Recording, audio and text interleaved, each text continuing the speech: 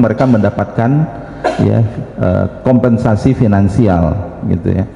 Besarnya adalah upah minimum. Jakarta misalnya sebesar 5,3 5,6 juta satu bulan. Itu magang nasional ini sekali lagi adalah atas arahan dari Pak Presiden dan ternyata mendapatkan antusiasme yang luar biasa baik dari adik-adik para fresh graduate lulusan dari perguruan tinggi baik sarjana maupun diploma, dan juga antusiasme yang juga luar biasa dari perusahaan, sehingga dari data yang kami peroleh hingga jam 10 pagi ini sudah tercatat 1.147 perusahaan yang sudah membuka lowongan magang, dan sudah sebanyak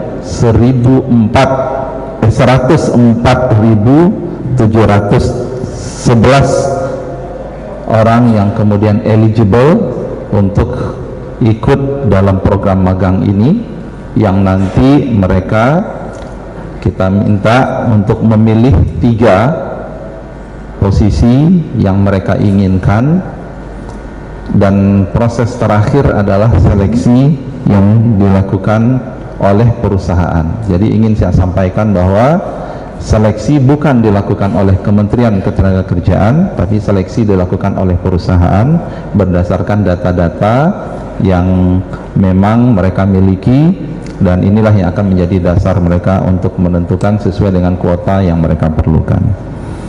Hari ini Menteri Ketenagakerjaan juga sudah mengeluarkan surat edaran kepada seluruh kepala daerah agar mendorong lebih banyak perusahaan berpartisipasi dalam program magang nasional ini.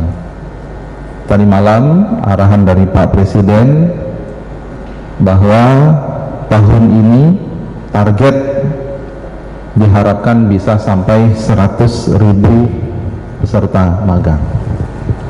Batch pertama kita memang akan buka sebanyak 20.000, dan ketika ini nanti sudah berjalan kita akan siapkan untuk langsung untuk batch kedua sebesar 80.000, dan kita targetkan itu sekitar pertengahan November itu sudah jalan.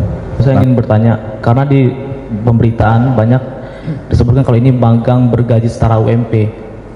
Nah, untuk memperjelas agar ini nggak menjadi gula-gula di awal, sebetulnya apakah benar ini program magang nasional itu bergaji setara UMP? Kemudian tadi disebutkan bahwa pemerintah program ini merupakan bagian dari paket ekonomi ya. Apakah pemerintah memberikan insentif ke perusahaan terkait magang ini, Pak? Ya, makasih. Kalau magang sebenarnya kita tidak kenal istilah gaji ya.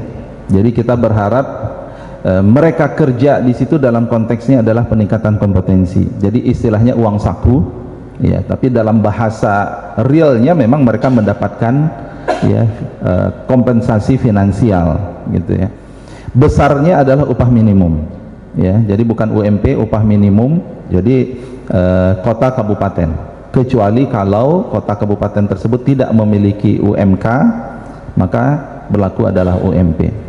Ya, Jakarta misalnya sebesar 5,6 juta satu bulan. Itu adalah uang saku.